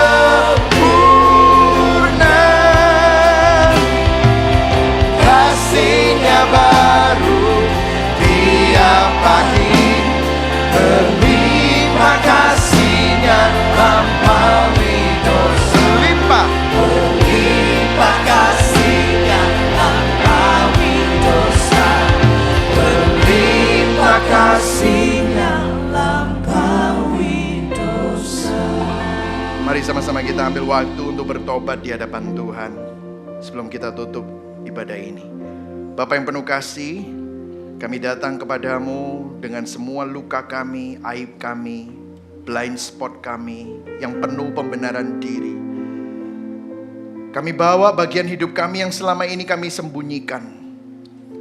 Bab yang kami tidak ingin orang lain baca. Tapi hari ini Tuhan, hakerna, selidiki kami. Bukalah mata kami. Tunjukkan siapa kami sesungguhnya tanpa topeng, tanpa filter. Kalau kami seperti Yehuda yang sering munafik, cepat menghakimi, susah mengaku, lembutkan hati kami Tuhan. Biarlah hari ini kami menemukan Engkau dan kasih karunia-Mu yang begitu indah, sehingga hati kami disembuhkan dari kekerasan itu Tuhan. Kami mengaku bahwa kami gak lebih baik dari siapapun. Kami orang berdosa yang perlu ditebus. Itulah sebabnya pada waktu Advent ini kami ingin mengingat kasih karunia-Mu yang begitu luar biasa. Dan kami bersyukur bahwa Yesus Kristus adalah Yehuda yang sejati bagi kami. Menjadi dosa bagi kami, supaya kami dibenarkan. Engkau tidak hanya menyelamatkan kami dari api, tapi Engkau masuk ke dalam api menggantikan kami. Terima kasih untuk anugerah yang tidak murah, yang dibayar dengan mahal oleh darah-Mu. Dan hari ini Tuhan, saat kami bawa aib kami, buatlah aib kami ini menjadi altar. Luka kami menjadi pintu anugerah. Kegelapan kami menjadi tempat di mana Engkau bersinar. Biarlah hidup kami menjadi kesaksian. Kalau ada hal-hal yang memalukan, itu bukan akhir dari cerita kami, tapi justru adalah awal dari terobosan-Mu. Sehingga hari ini dengan rendah hati kami berkata, Tuhan, inilah hidup kami apa adanya.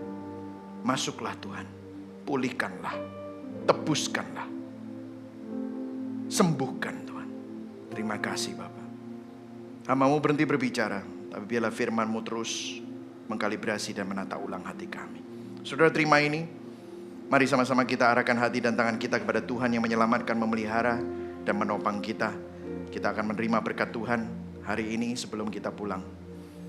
Jemaat dikasih Kristus, Tuhan memberkati engkau dan melindungi engkau. Tuhan menyinari engkau dengan wajah-Nya dan memberikan engkau kasih karunia. Tuhan menghadapkan wajah-Nya kepadamu dan memberikan engkau damai sejahtera. Kiranya Allah Bapa, Putra dan Roh Kudus memberkati engkau, menyertai engkau dari sekarang sampai Dia datang kedua kali, bahkan sampai selama-lamanya. Yang percaya dan menerima sama-sama katakan amin. Berikan tepuk tangan yang paling meriah bagi Tuhan Yesus. Happy Sunday, God bless you.